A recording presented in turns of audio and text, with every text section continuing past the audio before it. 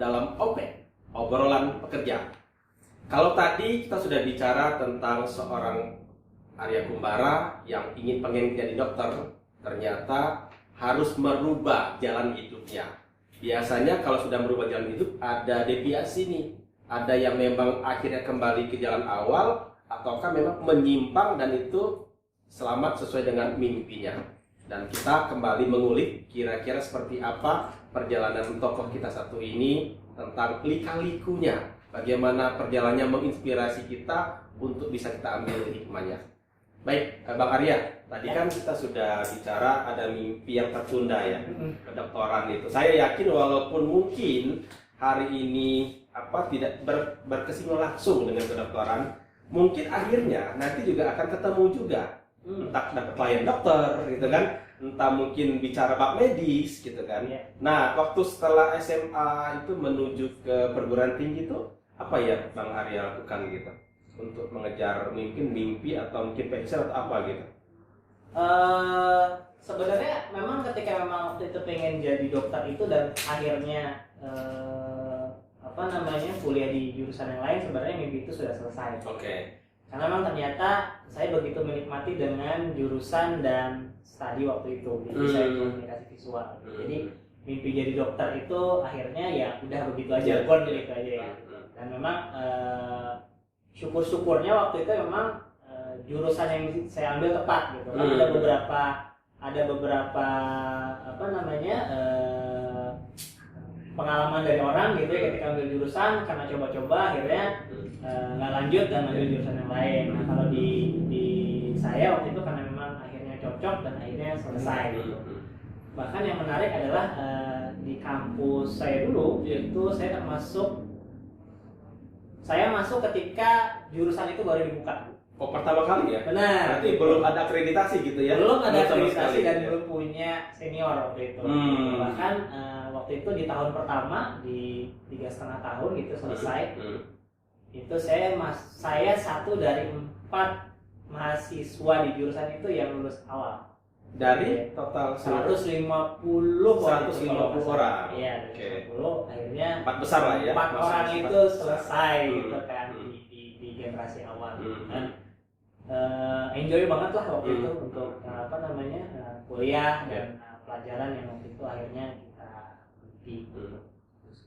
Terus dari lulus itu apakah memang sudah ikut mungkin kita UKM ya? Dari mahasiswa ataukah punya nyambi kerja atau gimana tuh? Kalau dulu memang sebenarnya gini, karena kuliahnya itu cukup berat ya, di komunikasi visual tuh kerjaannya banyak banget gitu ya, bukan cuma kerjaan teori tapi juga praktek kan. Lebih banyak komputer atau gambar atau gimana? Balance. Jadi ya? ada pelajaran menggambar, ada fotografi, ada melukis gitu ya. Di lapangan ya, sering ke lapangan juga. Ya, makanya kadang-kadang kan kalau untuk tugas fotografi kita harus hunting keluar. Dulu nggak ada tuh handphone kan. Dulu masih pakai film lah. Film gitu dan lumayan mahal gitu kan, karena mesti beli roll filmnya, mesti nyetaknya gitu kan. Masih ada 24 gitu ya. 24 gitu. Dan kalau kita nggak bisa lihat hasilnya kan sampai dicetak kan. Jadi memang waktu itu ya gitu, dan dulu di kuliah tuh sebenarnya kan karena memang saya juga suka dengan komunikasi ya, sempat aktif bahkan untuk mengisi waktu luang itu di beberapa organisasi. Ya, organisasi kampus tuh ada, kemudian di ekstra kampus pun ada. Jadi dulu pernah sempat terlibat di Satuan Aksi Mahasiswa Muslim Indonesia. Di kami ya. Di kami itu dari awal banget bahkan sampai kurang lebih sama 5 sampai 6 tahunan lah ya. Dari aktif di cabang itu 2004 ke 2008 itu ya? Itu dari 2005 kalau nggak salah, 2005 sampai 2008. Dan bagusnya adalah memang di organisasi itu kita belajar soal public speaking, soal leadership yang nggak didapatkan di kampus. Betul. Jadi dari sisi knowledge pengetahuannya kita dapat teori, tapi dari sisi prakteknya, dari sisi interaksi, komunikasi dengan orang, leadership dan segala macam kita dapatkan dari organisasi ekstra tadi. Ekstra kampus ya. Jadi ya itu bermanfaat sampai sekarang. Iya. Tapi sudah ini ya, sudah menghasilkan duit pada saat itu enggak atau gimana? Dulu menghasilkan duit sebenarnya enggak gitu ya, karena memang sampai bekerja pun waktu itu memang fokus utamanya adalah belajar. Jadi memang wanti-wanti dari orang tua adalah ya kuliah aja, kerja aja, karena banyak dari pengalaman yang diceritakan sama orang tua kalau kuliah sambil kerja itu kadang-kadang harus ada yang ngalah. Betul. Harus ada yang terkalahkan gitu karena biasanya studinya yang terkalahkan. Karena sudah dapat duit ya, dan makan cuannya gitu ya. Karena udah ngerasain duit kan, bisa jadi duit gitu. Jadi Hmm. sekolahnya atau belajarnya kadang-kadang suka lupa. Nah, waktu itu memang fokusnya udah kuliah diselesaikan dulu secepatnya. Bahkan tadi dampak positifnya adalah lulusan pertama kan, karena memang fokus di studi sampai akhirnya baru magang, baru mulai kerja dan akhirnya bisa hasilin duit. Itu magang gimana Bang dulu Bang, kalau boleh tahu? Dulu ada namanya advertising yang gede banget dan advertising lokal Indonesia namanya Matahari Advertising. Nah, sekarang udah nggak ada gitu ya. Sekarang ganti nama jadi Mata Angin kalau nggak salah. Jadi dulu itu emang yang di Kuningan ya kalau nggak salah. ya dekat rumah sakit Mata Angin. Betul. Dulu kan advertising itu kan banyak dari global ya, dari luar gitu kan. Dari Indonesia memang waktu itu yang paling besar adalah Matahari Advertising itu. Nah memang kalau di dunia periklanan itu memang untuk masuk ke dunia agency itu memang nggak bisa sembarangan gitu ya. Jadi harus ada koneksinya lah. Nah, beruntungnya saya waktu itu adalah dosen saya punya teman di agency tersebut sehingga saya direkomendasikan. Kan waktu itu salah satu syarat sebelum lulus kan kita harus magang. Ya, PKL lah ya. Nah, akhirnya kita magang di situ dan disitulah saya baru menemukan asiknya dunia kerja yang sampai saat ini sekarang sudah digeluti. Itu apa tuh posisi pertama ketika magang di Matahari? Dulu waktu magang di Matahari posisinya adalah junior art director. Jadi gimana? Apa?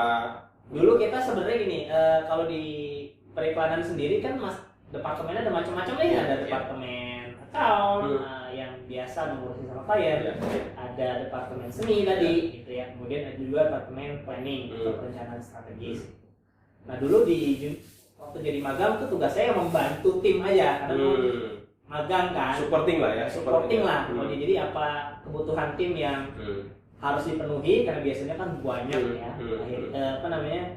Diperbantukan untuk itu. Tapi cukup fun lah. Cukup menemukan enaknya dan enjoyable-nya dunia periklanan karena memang waktu itu juga sesuai dengan minat gitu ya. Jadi kita ketika magang tuh disuruh lembur nggak pulang 2 hari ya ayo aja gitu tidur di kantor. Dibayar lagi ya?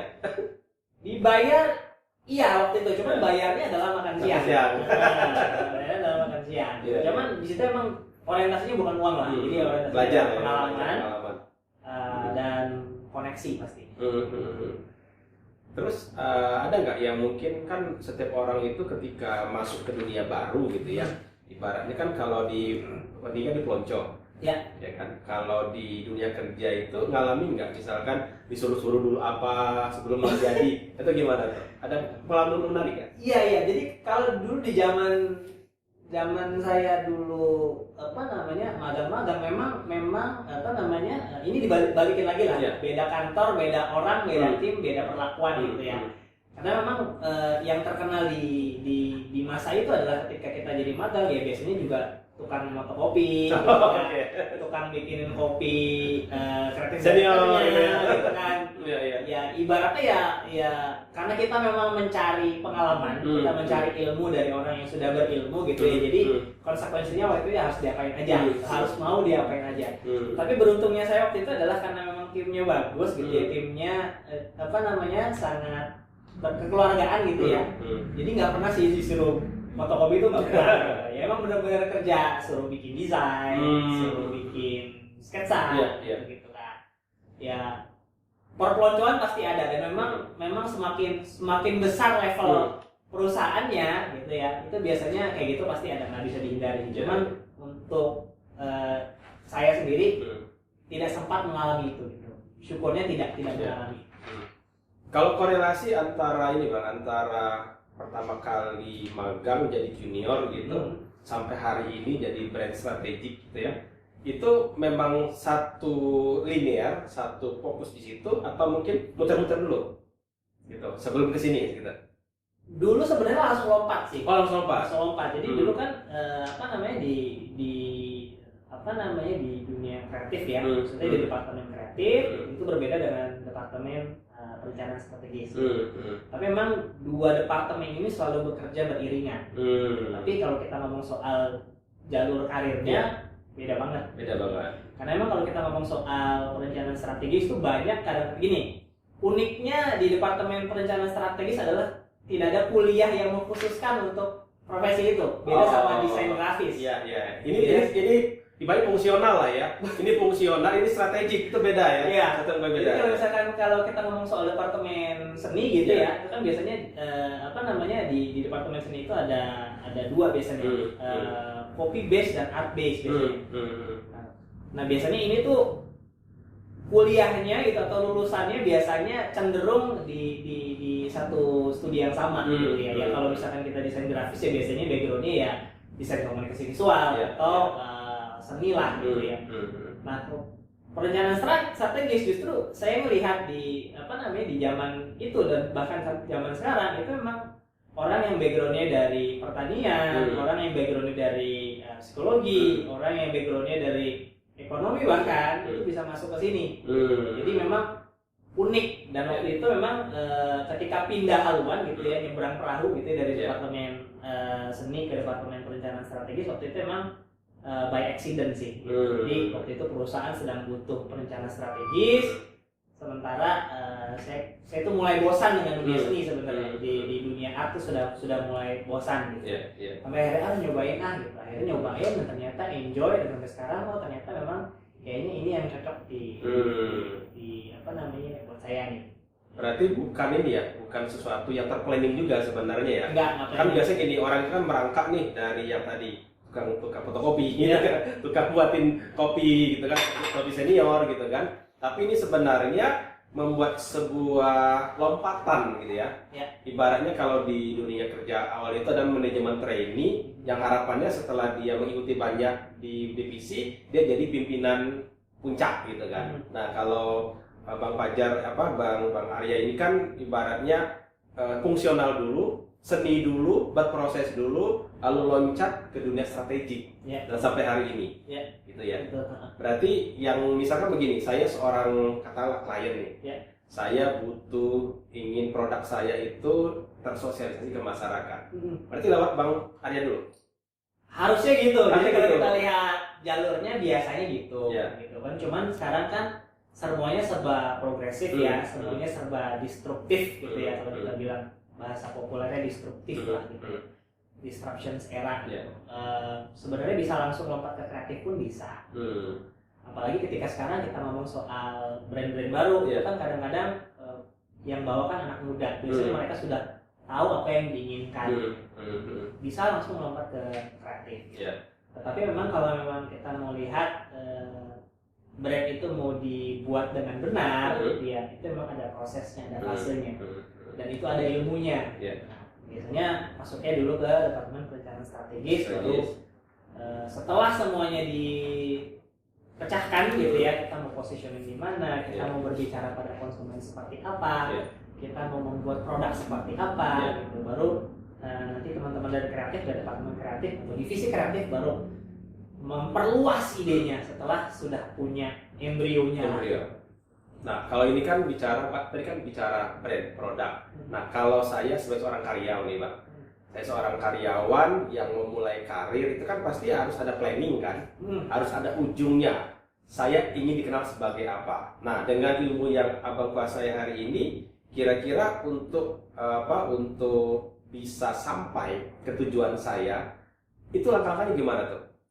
Ya, jangan diselesaikan dulu, karena kita akan break dengan hal berikut ini, karena bagaimanapun ini menarik ini. Karena kalau kita tidak tahu tujuan kita kemana, kita nggak akan sampai. Nah, untuk itulah kita masih menunggu pengalaman luar biasa dari seorang Arya Kumbara. Jangan kemana-mana, tetap di obrolan pekerja.